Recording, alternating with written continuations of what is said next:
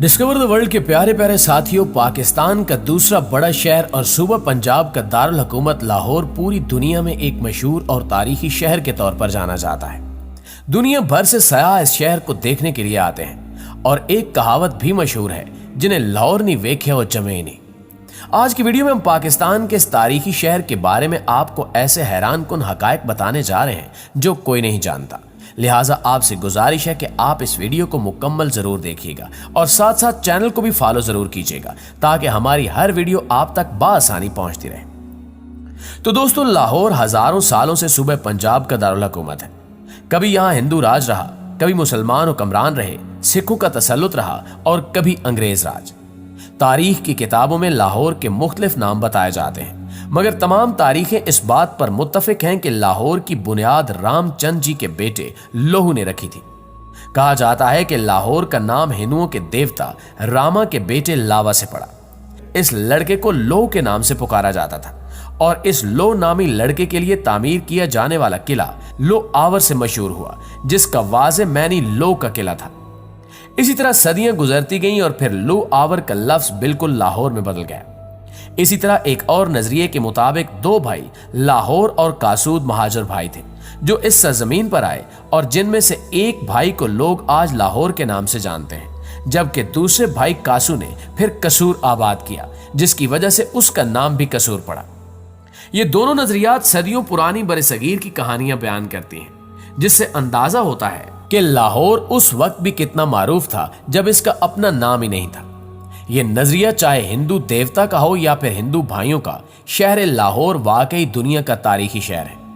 आपने अक्सर लाहौरियों के लिए एक मखसूस लक़ब रंगबाज जरूर सुना होगा, लेकिन क्या आप जानते हैं कि इनको रंगबाज क्यों कहा जाता है? अगर आप नहीं जानते तो इस हवाले से आपको बताते चलें कि अकबर और शाहजहां के दौर में लाहौर नील की दुनिया की सबसे बड़ी मंडी होता था।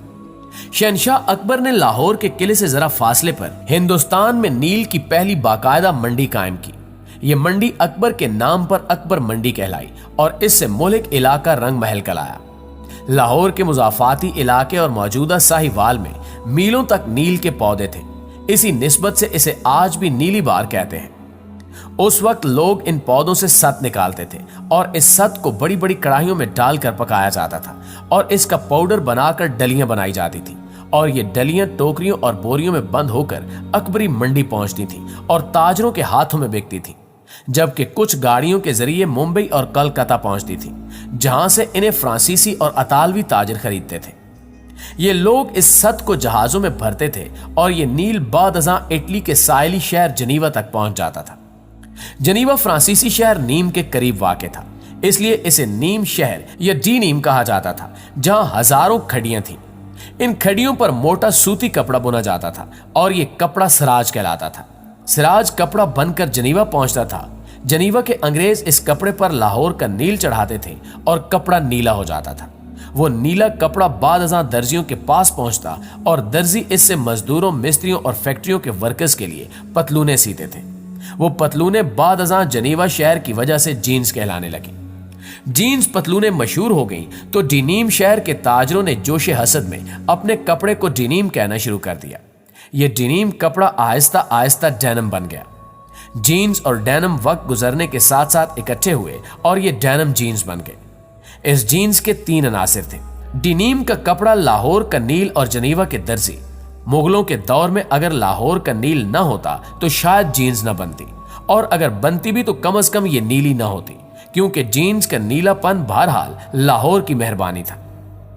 दोस्तों, अगर आप आज भी अंग्रेज की पुरानी डिक्शनरियां निकाल कर देखें तो आपको इन डिक्शनरियों में नील का नाम लाहौरी मिलेगा, क्योंकि गोरे उस जमाने में नील को लाहौरी कहते थे। फ्रांसीसी, अतालवी, पुर्तगाली और डच इसी नील के लिए हिंदुस्तान आते थे, जबकि बरतानवी अफ्यून के लिए यहां आए और फिर पूरा हिंदुस्तान हथिया लिया और फिर लाहौर के लाहौरी नील को नजर लग गई।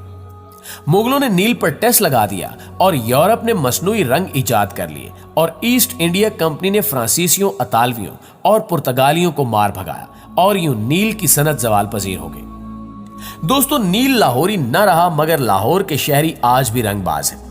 लाहौरियों को यह खिताब मुंबई और कलकत्ता के ताजरों ने दिया था, क्योंकि हिंदुस्तान में उस वक्त फारसी जुबान राइज थी और फारसी में किसी भी पेशे से वाबस्ता लोगों को बाज कहा जाता था।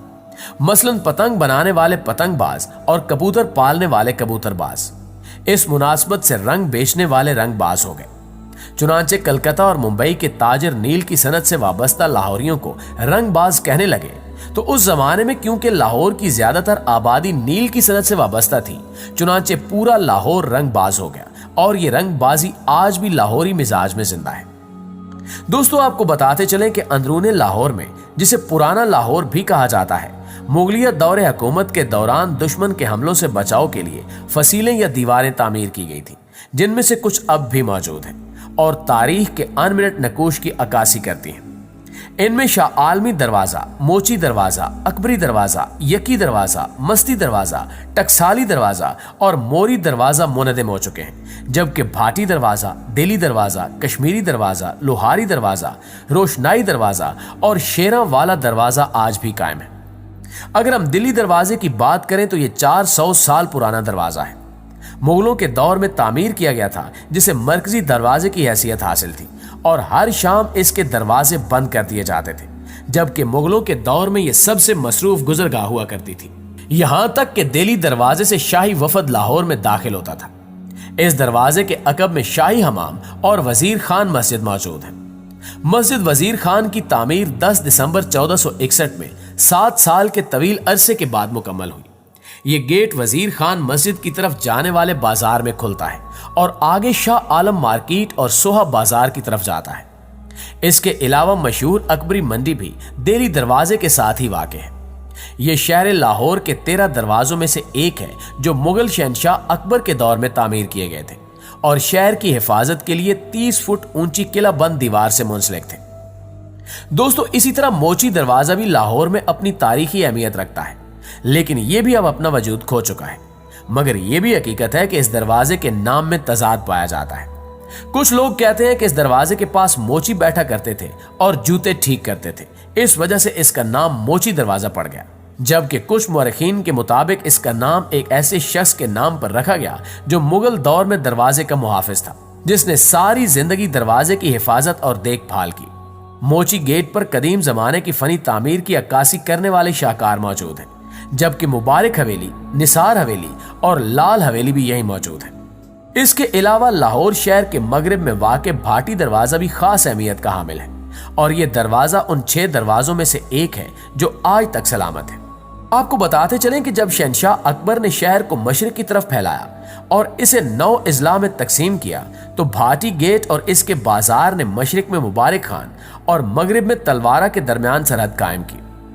यह दरवाजा भाट कौम के नाम से मंसूब है, जबकि भाटी गेट से बाहर हजरत दाता अली हजवेरी का मजार भी वाक़ है। हर जुमेरात की शाम कवाल और नात खां कवाली और हमदो सना पेश करने के लिए यहाँ जमा होते हैं। यही वजह है कि आज भी यहाँ मजहबी खुतबात और इज्तिमा का इंतजाम किया जाता है।